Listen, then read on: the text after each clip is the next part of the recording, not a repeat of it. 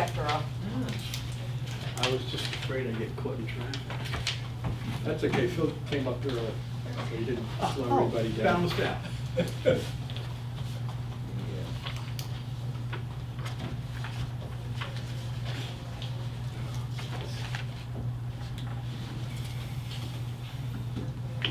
Well, at least we don't have people on the phone. Everybody's here. No. Season's back. Should we introduce ourselves? To each other? I'm gonna hide. I guess we're doing that monthly at the president's meetings now. We've done it 2 months in a row. Oh, yeah. Introduce Oh, ourselves. yeah. Well, that makes sense, we only see each other once a month. We only see each other once a month. Well, because There's only, the purpose there a is few of us, not 30 or whatever. there are new people that come on the meeting. Yeah, you're right. And it changes. I got a question, Yeah. since we got 2 minutes. Yeah. Mattarita, how many different associations cover Mattarita? I think only 2 I associations. thought there was 3. Oh, one isn't turned over, it's 26. It's, is the, I apologize, I overheard. Yes. Are we talking about associations, Mattarita? Yeah. There's just Mattarita and Mattarita 2. But there's As far as multiple. construction, they talk about different Well, there's four. phases. There's 4. Yeah, Mattarita Phase 4 is currently the one item which is yet to be conveyed to the CED. Correct. But But there's only 2 two associations that HOAs. cover that whole area. That is They're big. correct. Yeah, that's for sure.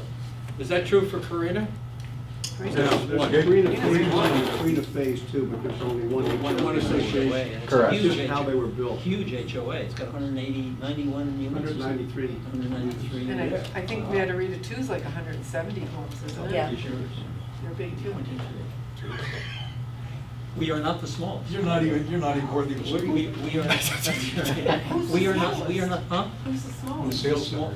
No, it's, Oh, is that Benita? it's on Ravenna, up at the end of Ravenna. Toscana, Huh? Oh, okay. Toscana was larger Yeah, than that's- Salisbury? Oh, Benita is only maybe a couple hours. What, in Vicenza? Yeah. Oh, no, Vicenza's bigger than that. Really? Oh, I think so, yeah. Vicenza's bigger than that. But the smallest is Toscana. They've got 20 units, and we have 10. In your district. 50, 55, something like that. We have Ours 50. is easy, right at 50. We have We're at 56. 43. Makes it, the smaller the number, the easier it is. How many's Maybe. on your board? Huh? How many's on your HOA? Oh, you just have 3. 23. He had 5, you can have 25%. You can almost pass, Yeah. You wouldn't have to have an annual meeting. Yeah, right, exactly.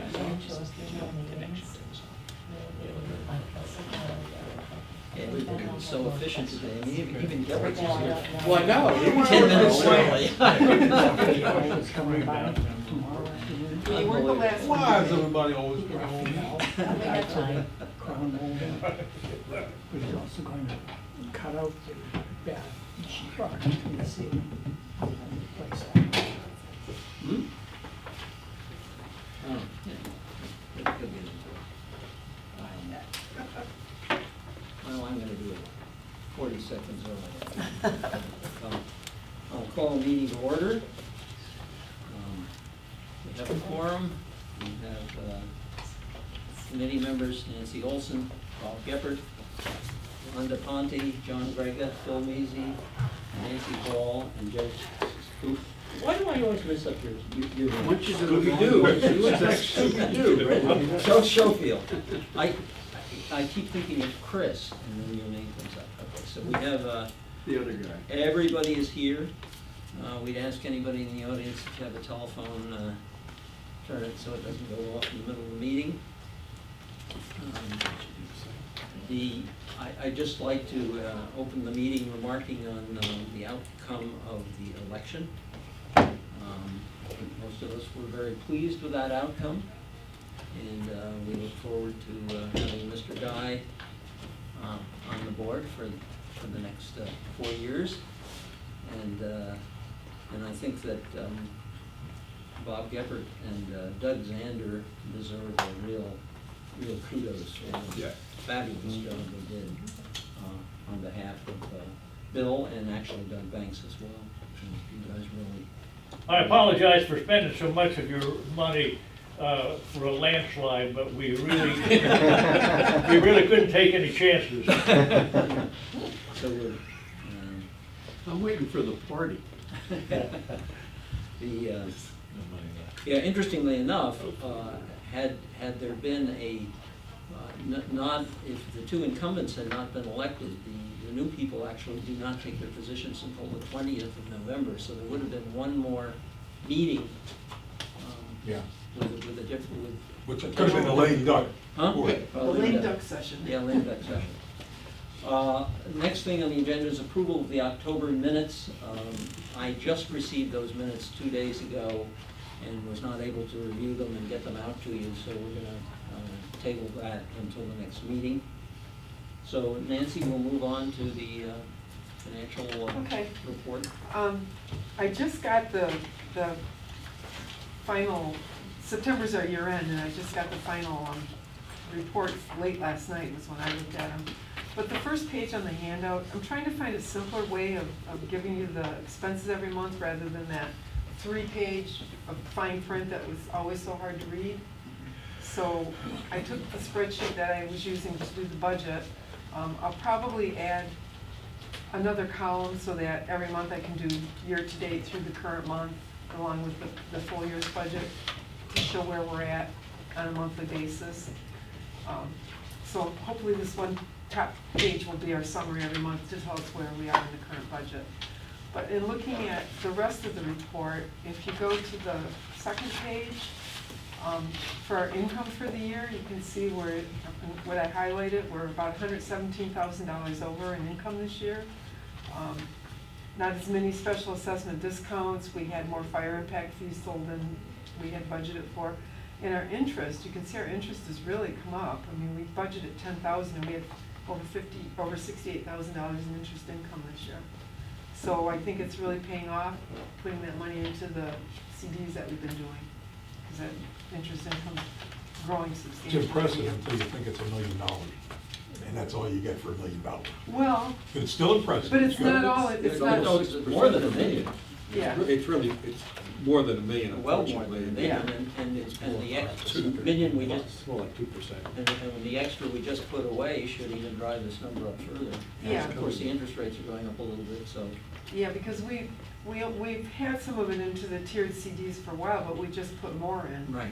So as we put more of it into this interest figure should be growing. Then if you go way back to, let's see, page 4, is that where I have it highlighted? Yeah. My copies aren't highlighted. Yeah, for the year, we actually ended up being over budget. The HOA agreement line is the numbers from that front page that we just looked at. We were below budget until the end of August, but we had the expenses that Castle Group submitted that were from 2016 and 2017, which totaled, I want to say, about $150,000, Scott?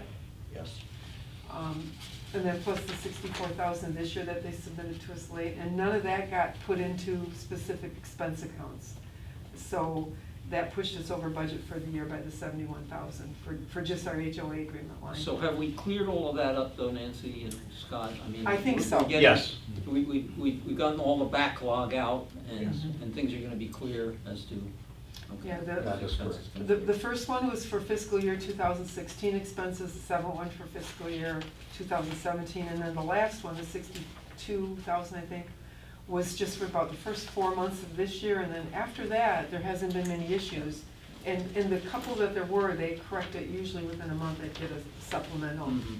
correction. So hopefully we're all caught up on that. I don't know how much effect it'll have on our budget this year, though. We're Mhm. under budgeted this year because we didn't have the correct numbers to deal with. Mhm. But probably not by much, though, because a lot of those expenses were prior years, Well, so. I think we can make the argument that the surpluses that we built up are partially because we didn't do They are this. partially And so because of we're that. paying now for what we didn't do the last few Yes. years. Every year we were under budget substantially, and we always just attributed it to the Cypress Grove that we weren't paying those expenses yet and Yes. budgeting them. But anyway, we might be a little under budget this year, but probably not by much. So other than that, we're in pretty good shape, I guess. Did your meeting today clarify anything with regard to the? Yeah, one of the things I had been talking to Scott about, because I've asked the question several times and nobody's been able to answer it for me, is our budget is divided into the shared expenses, which would be shared with the commercial, and the resident expenses. But when I approve these expenses, it's always for the full amount of that expense. So when I get an electric bill as a shared expense, we're paying 100% of it. Nobody could tell me where the shared part was coming in. So we met today with Chris and with Michael, and we are getting into our O2 funding. There is some money coming in that's a non-ad valorem against the commercial. It's not as much as ours, it's not even quite half of what ours is, but they are paying some money into that. So that's covering their portion of the shared expenses. So we got that answered. And then another thing we talked about was the allocation of the expenses, you know, how we're allocated expenses. And Chris, can you explain a little bit about the meeting next week that you thought maybe we might be interested in? Next week, the board's having a workshop on finances and projects, and it's really in general, no decisions are being made, but one of the professionals will be there is Russ Wire with econometrics, and he's working on the district's methodology study, the assessment methodology study, because it hasn't been updated since 1986, and we're looking at it from a stormwater utility standpoint and updating commercial, residential. There were even some questions on how you allocate assessments for stormwater. Some people are like, well, they want a pond, I don't. But addressing a lot of those issues, and I said it may be an opportunity to talk to Mr. Wire about this situation, about why there's only a half assessment on those commercial properties, and just give a fresh look at it. I mentioned that we have our procedures manual is 1991. It was last updated with some minor things in 2012, so it's kind of out of date, but it may be, and he's also looking at recently that connectivity issue that we looked at with the Pelican assessments, and not any of the recreational facilities, which was done also back in the day, but maybe a time to post some of those questions to him and see if he wants to address that in his final study, which should be coming to the board about March of 2019. Chris, is the objective still to be revenue neutral with this? Yes, yeah, it's really just looking at, when we did the first study, we found, some areas that they weren't assessed the same way, or some commercial units, and they were doing it on a large building where there was actually 6 buildings there. There were some properties that just weren't even there correctly. So we were basically cleaning it up at first, but now he's just, like I said, looking at it in the big picture and taking a 2018, 2019 look at it. But from a macro, it's going to be, there'll be some winners and some losers, but the bottom line is going to be the same. Yeah, we aren't looking at it as a way to generate Not to generate revenue. The bottom line is to have a product in your assessment methodology that by law it has to be fair and equitable, and looking at all those factors to make sure they are fair and equitable. So we could look at the commercial in our O2 account to try and figure out how they even came up with whatever percentage, because it's well under, like theirs is 300 and something and we're 881, so it's. Right, take a look at it, It's why about is it like 40% that, were of there any ours. past documents, and then he may have, a recommendation, well, here's, how we think it should be.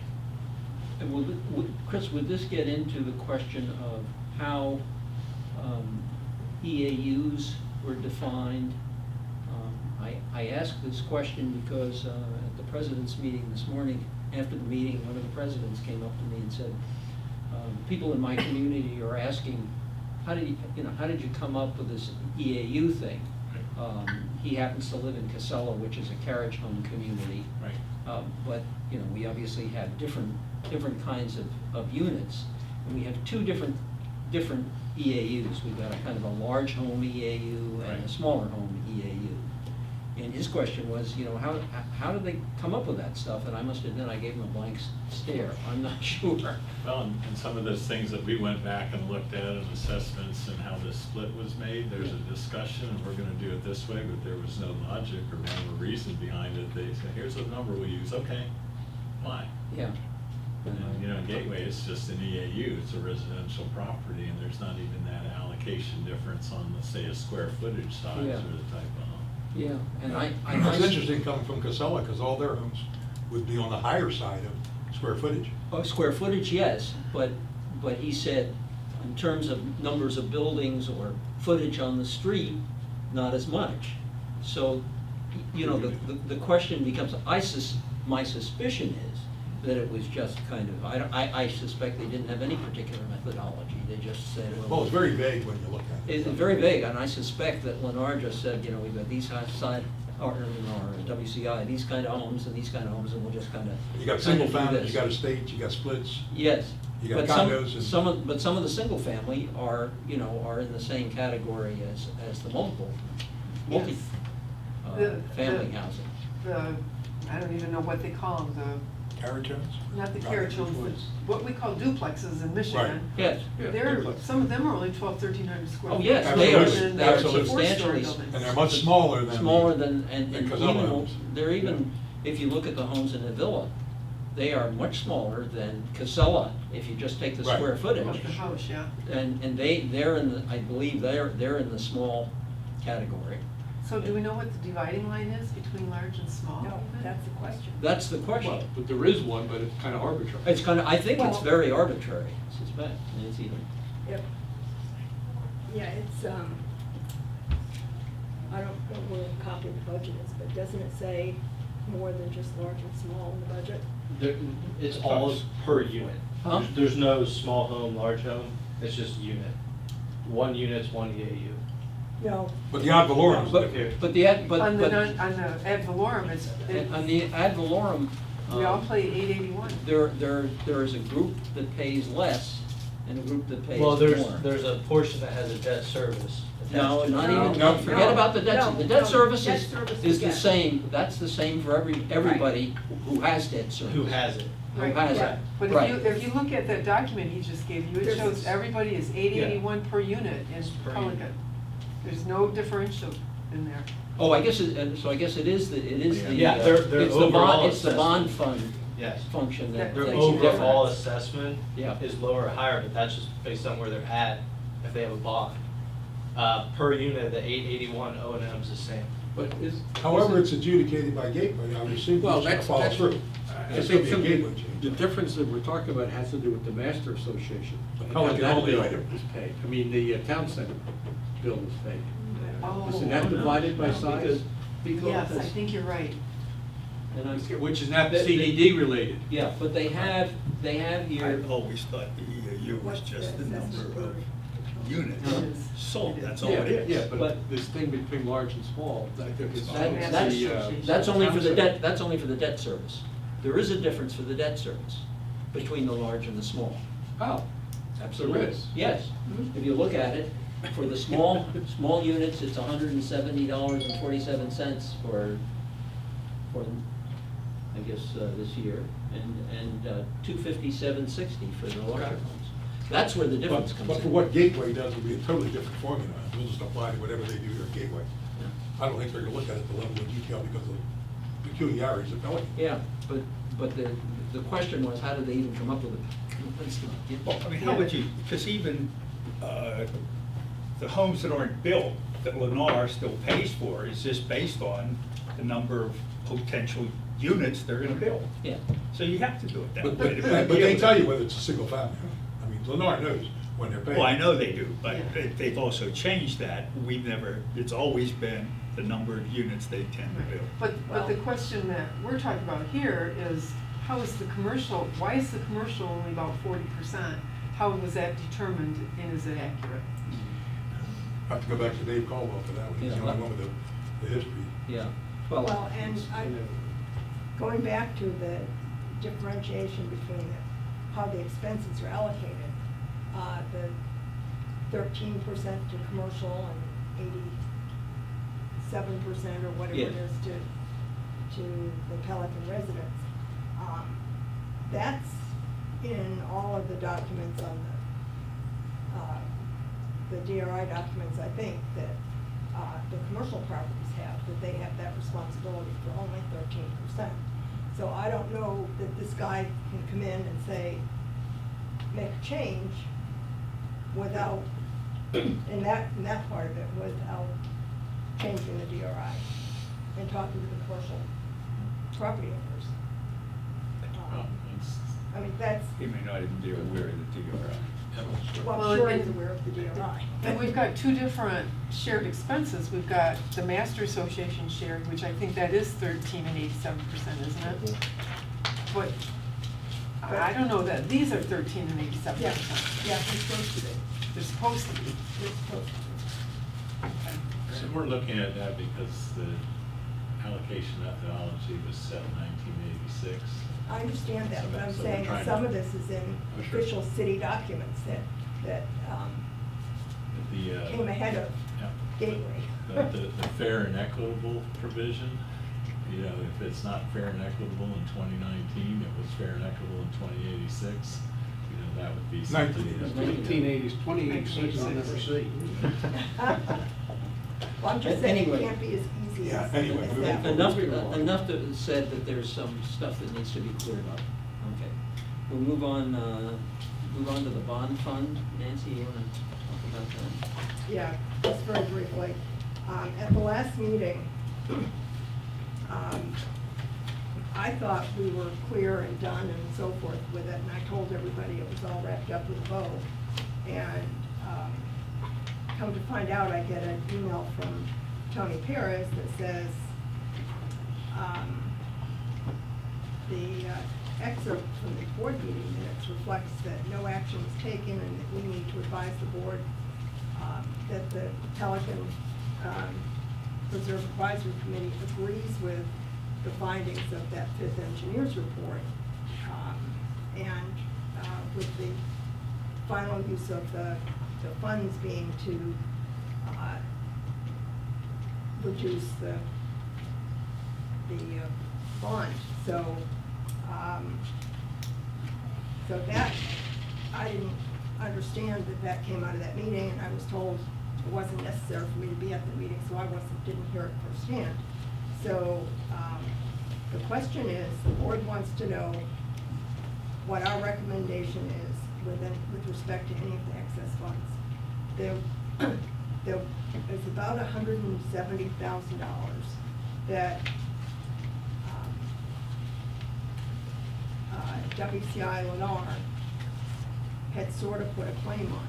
And so when we were spending what we had, and Bob used everything he could, We used every legitimate expense we could, and the money still remained. and there was still this $170,000 left over. So the idea was what to do with it. So I talked with Danny and I talked with Tony, and if we have any phase one projects that are new and not maintenance items, it's possible that we could use the funds for those. For instance, you drive into Pelican and it really looks like we need to do some restriping. Or as my memo said, restripping. But restriping. And, but that would be maintenance and we couldn't use it for that. So, but one of the things that the safety work group's talking about is some new striping, if you will, on the other side of the bridge. And it's possible, I have no idea how much that would cost. And what we would need to do is to, I think, weigh the cost of doing it versus having the lawyers and the engineers get back in the middle of this and having to do a 6 engineers report in order to spend the money down, or just use the funds to, Well, I can give you a report on that. okay. We really have you know, a couple of things going there. We've got the striping over the bridge, and then there's new striping at the corner of Pelican Reserve Boulevard and Veneto. So that would be new striping as well. Okay. And in addition, we have signs that are going up at the bridge, new signs that are going up the bridge. And I don't know whether those would be included. But the striping part of it is about $3,900. And the new sign, well, let me get this correctly.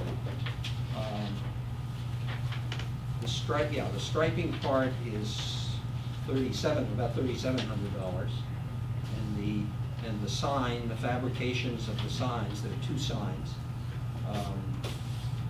is another $3,500. So we're talking about $7,000. Now, I don't know whether that's sufficient. For my nickel's worth, I would not reopen it for that amount of money. Yeah. If they're happy with what, I mean, we spent a lot of money, ladies and gentlemen. If they're not questioning it, looking at it, and they're happy with us, I think we ought to just thank our lucky stars and move on. But it's also possible if it's reopened that WCI and Lennar will come back in and say, Right, look at other things that were done. yeah. You know, I thought that was stated at the CDD meeting when that question came up. About, what, 4 meetings ago? What was stated, Joe? That we didn't have an interest in it anymore? Uh-huh.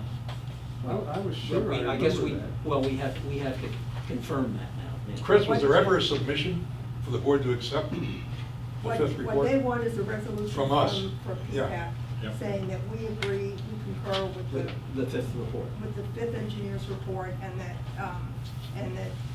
there are no longer phase one, in our opinion, no longer phase one items that those funds could be used for. I'll make that as a motion, as mine, Okay, that we accept. that we accept it and we have no more phase one.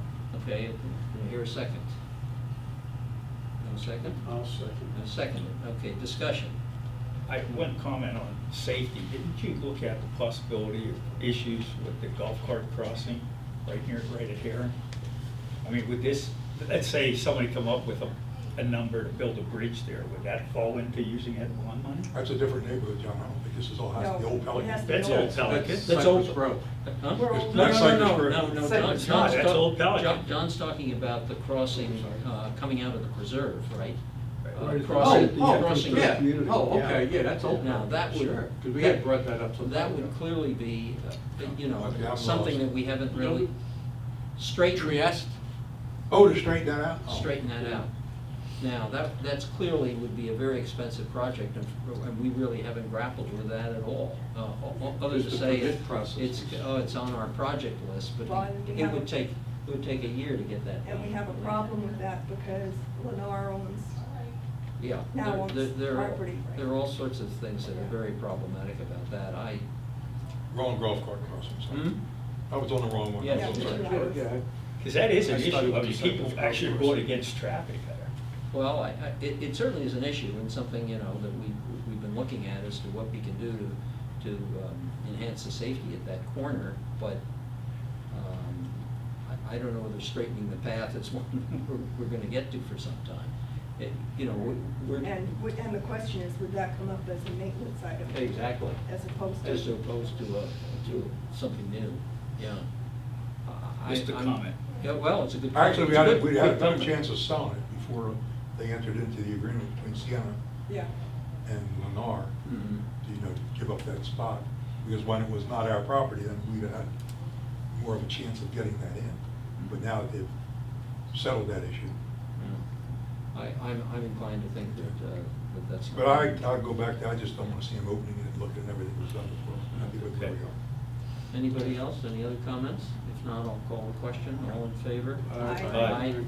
It passes unanimous. Oh, any opposed? Passed unanimously. Okay. Now, does Sorry. something have to go to the CDD? Yeah, we'll have to let the board know that No. It'd be part But of we passed it for their We Yeah. passed resolution. it. yeah. I'll inform Tony this afternoon. Huh? I'll inform Tony this This afternoon. afternoon, and he might be able to bring it up at the board meeting Okay. Okay, good. next week. All right. Okay. He just wanted the concurrence and vote by the committee before he took it to the board. That's appropriate, that's good. Yep. Next thing, investment model, that's on the, I think we can now take that off the agenda, but the investment model, as I noted in one of the reports on the DSCD meeting, that was approved. What Stephen presented and we had recommended was Yep. approved, so that's done.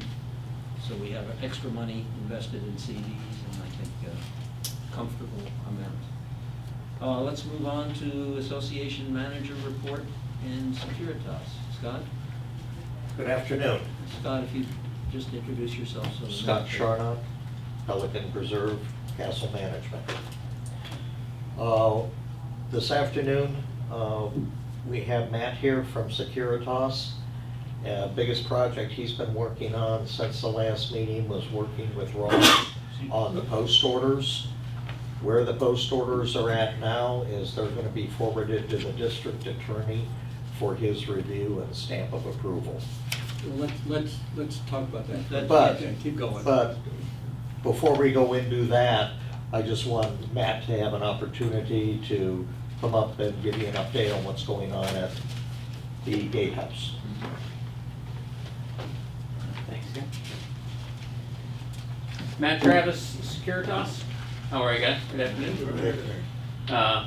Some of you I met with this morning at the President's Council, so it might be duplicate information, but so that you're aware, there's some new technology. You've probably seen ladders at the gatehouse over the last few days. Some new cameras are going in. It's going to give updated angles to be able to see all the gates and be able to see license plates to and from. Also, there's an audio portion of that, so the cameras that are at the gatehouse itself will be able to hear the conversations and have a digital recording of the conversations at the gatehouse. It'll help us ensure service is being delivered across the different hours, as well as have a documented recording of interactions as needed in the future. The last phase of that, all the cameras except for one are active now. They're waiting on a piece of technology to connect it wirelessly, the last camera. And then the final stage is to get Chris and Scott's offices connected so that they will have access to those cameras. So that's the last stage for MLR, the vendor, and we're only a day or two away from them being done that. They were given a 10-day deadline to get the work complete, and they're very close to being finished. Does that include the beam that will go across the sidewalk? Is that in yet? Not, I don't think that's. Cypress. Yeah. That's Cypress, okay. Yes. Yeah, it's different. Okay. What do you mean by Cypress? Cypress assets. That was a vendor. Oh. I didn't mean, Okay. I'm sorry. That's fine. And that's been approved, so I assume Yes. that's in motion. Mhm. So like Scott mentioned, we also have been working on post orders, so we went through a couple revisions. Ron was a big help.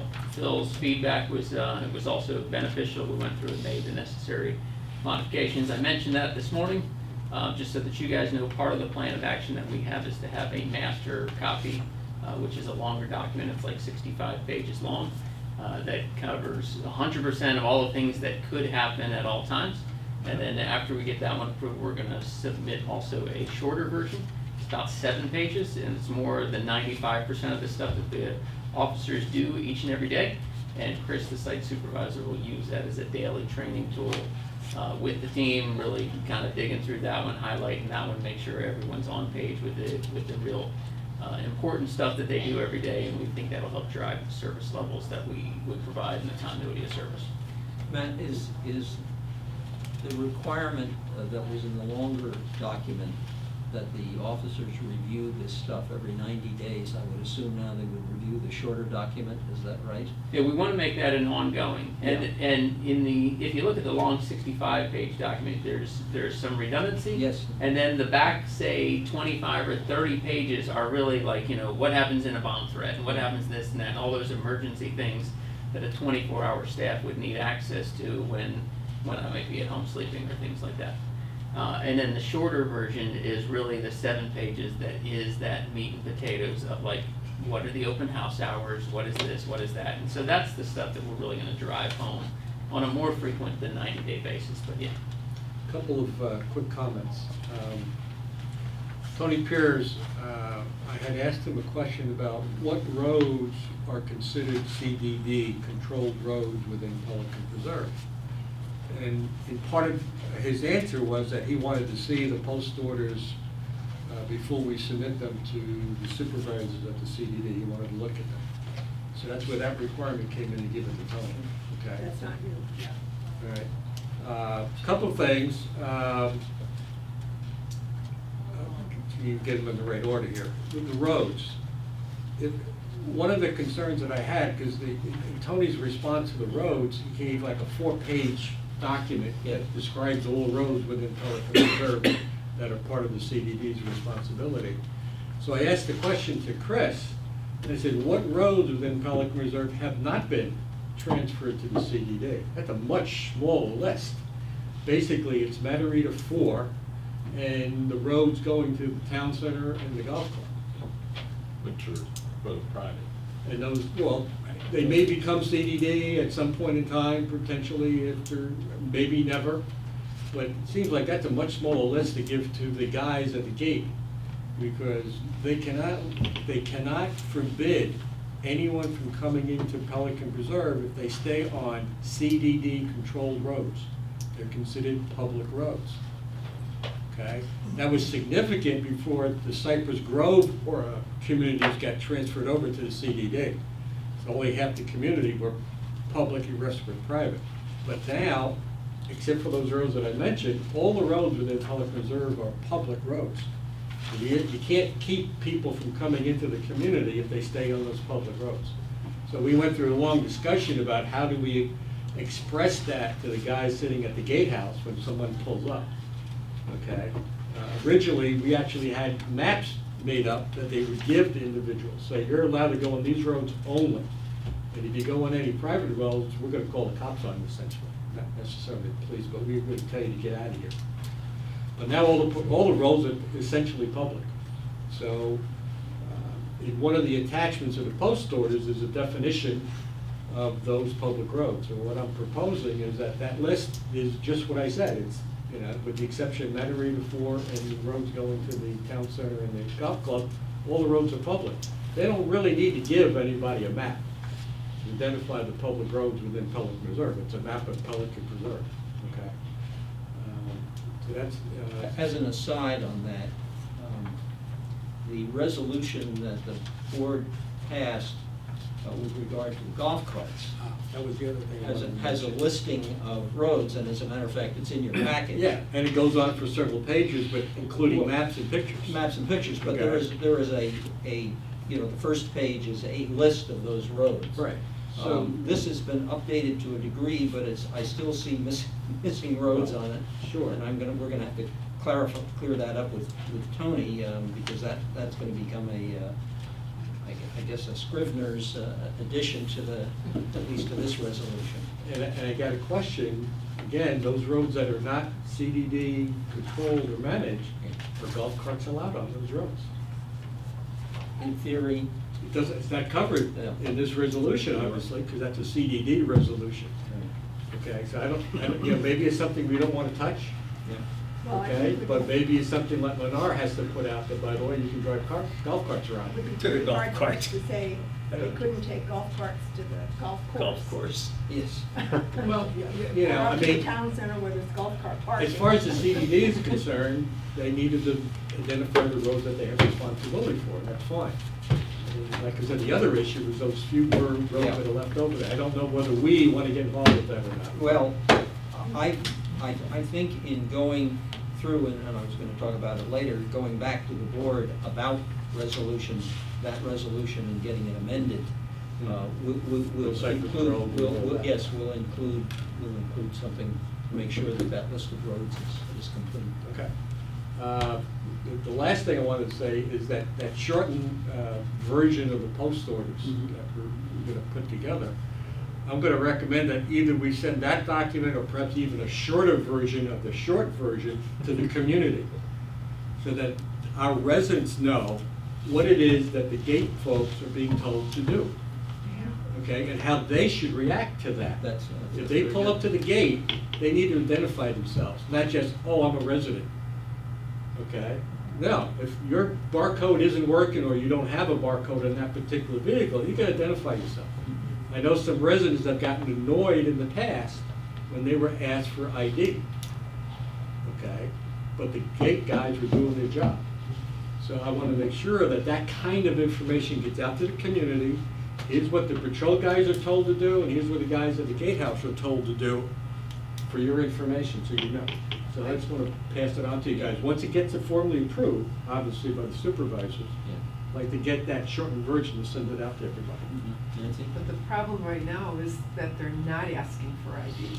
We had that discussion Well, at our we- pre-meeting today, that they are letting people in without looking at ID. Yeah, I have a resident who gave me a letter to present to you, Matt, and I happen to live with her.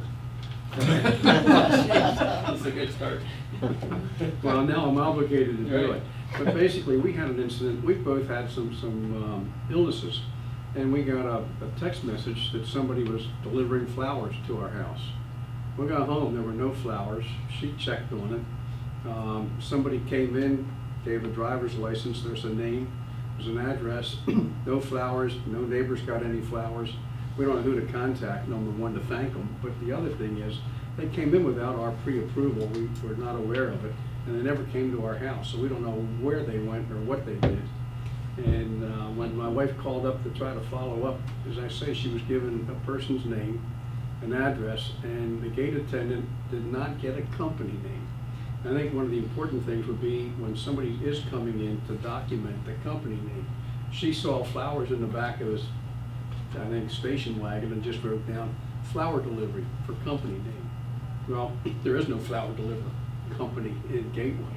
So there's no way to follow up on that. We don't know what this person did when they got in the community, but they used our address to get in, and we know nothing about it. So I thought I'd give this to you just for, I don't want to belabor it, but it's. I think in the post orders, maybe when somebody is coming in and they have a vehicle that is a company vehicle not identified as such, and I think all company vehicles should have identification on them, quite frankly, but they ought to write down the company name and the company phone number just for their records. I know that's more work, but if we have people that come in and identify themselves as delivering flowers, by God, they aren't. Yeah. Yeah, this is just an Now, example. if they did their job right, the post orders, they would have gotten a copy of the ID. They And got of the a copy, driver's they got a license. copy of the ID, the driver's license, but I don't know what the company was. It just wrote flower delivery, Right. and my address is approving it, and we didn't even approve Right. it. So there was definitely an error made going, assigning it to the wrong property, and that sends out the message and sends alerts. They did follow the post orders and getting the ID copy, getting the details of the company on an unlabeled vehicle. Yeah, At least sometimes a a language company name barrier would be a and things, good but- thing. But yeah, I agree with you. I Okay. don't know that we'll ever get the phone numbers, because we want to keep it very fast, as Yeah. fast a transaction as we can going through that gate. But getting the company ID on an unlabeled vehicle is probably a good idea. Yeah, thank you. We could Ron, look- amend that for Yeah. that purpose. Like, what is it, you bring up a good point, not just flowers necessarily, but any kind of a delivery, not necessarily just flowers. Yeah. We should do that.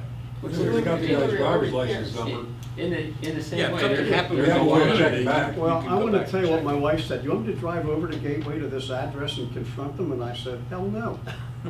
but she wanted you to do it. I didn't volunteer. But no, yeah, we're not going to do that, and neither is Castle Group going to do that. So if we had a company name that we could contact, at least we could follow up, and maybe somebody was really trying to get flowers to us, and they'll never call us again because we never responded back. The other thing, Ron, that came up in the president's meeting this morning, which we may want to consider as a procedure, and Matt, you were there, and obviously Chris and Scott were there, as was Nancy and Joe.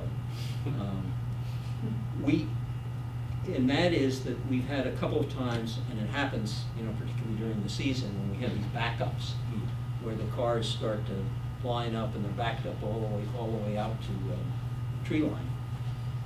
The suggestion was made, and I think it's a consideration, that maybe in those particular cases where that happens, the guards ought to be given the discretion to perhaps open the trap gate and not have it come down for some period of time until they clear, until they clear the backup or part of the backup. I'm ambivalent about that, but, you know, yes, somebody in that case could sneak in, but it would be done very infrequently, and it would only be in these cases where we have these big backups. And, I guess we'd have to somehow objectively define what's considered a backup. Yeah. 4 vehicles, 8 vehicles, I don't know, 12 vehicles. I asked for people's thoughts on that. Sounds like a reasonable approach to me. There ought to be a switch in the guardhouse Well, there is, I that he think. can activate it. Yeah, I think What the do you, biggest. what do you guys, yeah, what do you? I think the biggest thought that I Yeah. had in my head is you're putting it in the hands of the guards, which Yeah. is perfectly okay, but Yeah. understand the mindset of the officers there is that it's a very high volume community. Much more high volume than most of the other communities that we serve. Mhm. And their mindset is it's a very active gate. So if we say infrequent, they're gonna think, man, that thing needs to be open all the time. Well, You that's know? why I say we gotta, And so we we gotta gotta very put putting specific guidance to parameters these folks. together of what It's not determines. ambiguous. I What they're have- supposed to I do. have an issue on that, and I think it's a great idea personally. I don't like that trap gate, period, but people get accustomed to it working a certain way. The exit gate is a great example. People used to be accustomed to it being down all the time, now it's up for many hours. They start trying to go through, and then on Saturday and Sunday, they pull up and it's down. We're repetitive in nature, and if it's up occasionally, and I know when I come through there seems to be a timing issue with that trap gate. Sometimes the gate in front of me opens up and I can pull in, the car's cleared, that gate's still up.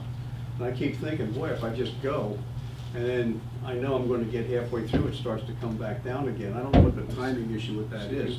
But if you have that thing up when there's a group of people there, and then all of a sudden it starts working again, somebody at some point is gonna say, well, it's up, I'm going through, and it's gonna come down on the roof of their car.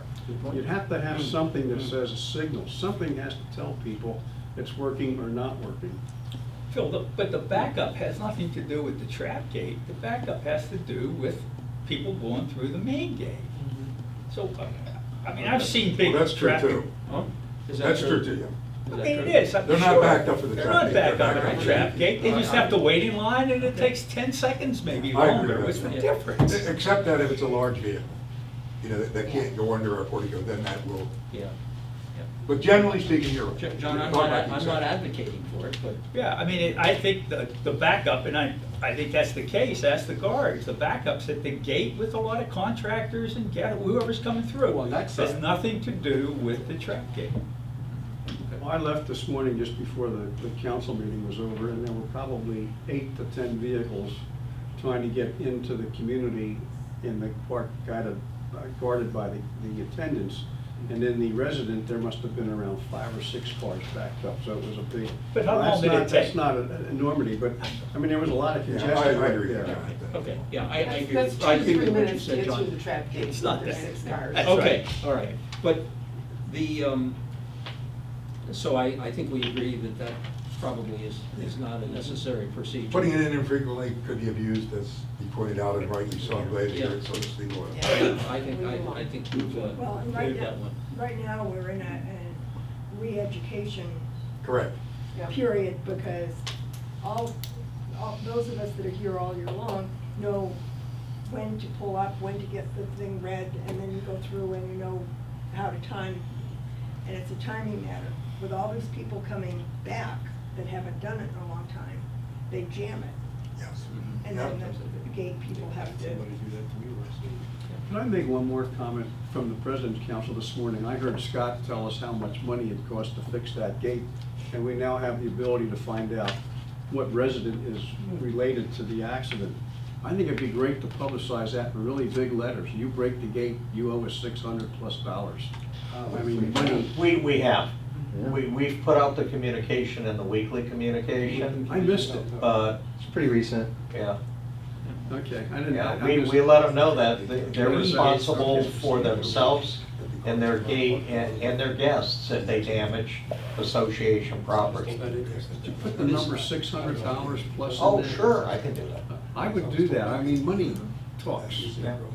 This, This, by the way, brings us to another matter, and Not for this, but just. my failing memory, but last year, as you remember, we, for the 3 heavy seasonal months, January, February, March. March, we purchased extra guard help. And I don't know that we have. We budgeted for it. We budgeted for it? We did budget for it. Okay. I honestly don't know that I saw the benefit of it though. I really didn't.